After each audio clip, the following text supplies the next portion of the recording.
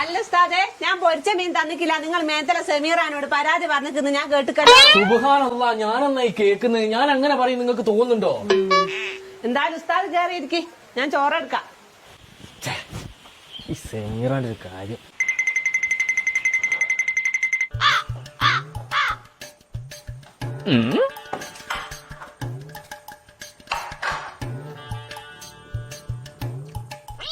അല്ലോ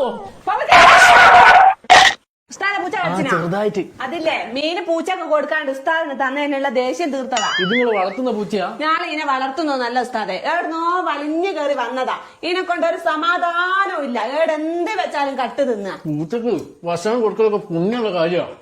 എന്നാ ഒരു കാര്യം ചെയ്യും ഉസ്താദ്, ആ പൊരിച്ച മീന് പൂച്ചക്ക് അങ്ങ് കൊടുക്ക്. അതൊന്നും അല്ല ഉസ്താദെ സങ്കടം, ഇതൊന്ന് പെറ്റെഴുന്നേറ്റ് സമാധാനത്തോടെ ഒന്ന് ശ്വാസം വിടുമ്പോഴേക്കും അന്നേരം വരും 2 കൊല്ലം ഗൾഫിൽ നിന്നിട്ട് ലീവിന് വരുന്ന പ്രവാസിനെ പോലെ മറ്റേ ചങ്ങായി. ആര്? മീത്തല സമീറാനെ കണ്ട പൂച്ച. ഇപ്പൊ അത് പിന്നെയും ഗർഭ. 1-2 മക്കളാണെ സാരമില്ല, ഒറ്റയടിക്ക് 3-4 എണ്ണത്തിനൊക്കെയാ പെറ്റിടുന്നത്. അവിടെ ഉസ്താദ് ഇതിനൊരു പരിഹാരം ഉണ്ടാക്കണം. ഞാനോ? എനിക്ക് ഈ പ്രസവം നടത്തുന്ന പരിപാടി ഒന്ന് അറിഞ്ഞൂടെ? കുൽസുത്താത്ത ഞാൻ ഇറങ്ങും കേട്ടോ. ഉസ്താദെ പോലെ 1 മിനിറ്റ്. കുറച്ചനെ പൈസ ഞാൻ തരാനാണോ?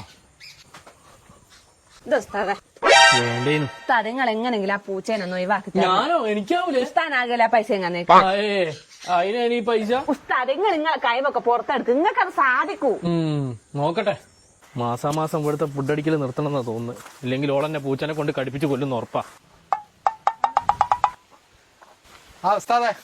വലൈക്കും സലാം. നിങ്ങൾ എവിടുന്ന വരുന്നേ? ഞാൻ ആശുപത്രി പോയതേനു. എന്താ പറ്റിയ? പനിയാണോ? പനിയൊന്നല്ല ഉസ്താദെ, കല്യാണം കഴിഞ്ഞിട്ട് 6 കൊല്ലായി. ഇപ്രാവശ്യം എങ്ങനെ ഒരു കുഞ്ഞിക്കാര് കാണാനുള്ള ഭാഗ്യം ഉണ്ടോന്ന് അറിയാൻ വേണ്ടി പോയതാ. അല്ല, ഇനിയിപ്പോ ഗൾഫിൽ നിന്ന് വന്നിട്ട് എത്ര ദിവസമായി? ഞാനിത് 7-ാം തീയതി രാവിലെ എത്തിയതാ ഉസ്താദെ. ലീവ് കുറെ ഉണ്ടോ? 1 മാസത്തെ ലീവ്. അല്ല, കല്യാണം കഴിഞ്ഞിട്ട് എത്ര കൊല്ലായി എന്നാ പറഞ്ഞേ? കല്യാണം കഴിഞ്ഞിട്ട് 6 കൊല്ലായി ഉസ്താദെ. 6 കൊല്ലം. അതിന്റെ ഇടയ്ക്ക് എത്ര പ്രാവശ്യം ലീവിന് വന്ന്? 5 പ്രാവശ്യം. ചുരുക്കി പറഞ്ഞ കല്യാണം കഴിഞ്ഞിട്ട് 6 കൊല്ലായി, അതിലാകെ 5 മാസം ലീവിന് വന്നല്ലേ? ഗൾഫിൽ എന്താ പണി? അറബി വീട്ടിലെ ഡ്രൈവറാ ഉസ്താദെ. കുട്ടികളെ സ്കൂളിൽ കൊണ്ടാക്കലാ പണി. അറബിക്ക് എത്ര മക്കളുണ്ട്? 13. 13 മക്കളോ? അയാൾക്ക് വേറെ പണിയൊന്നുമില്ലേ? അർബാബില്ലേ, കുടുംബാസൂത്രണ ഓഫീസിലെ വലിയ ഉദ്യോഗസ്ഥൻ. ഉസ്താദെ നിങ്ങളെ കറാമത്തോണ്ട് എങ്ങനെങ്കിലും ഉസ്താദെ സന്താന സൗഭാഗ്യം ലഭിക്കാന്.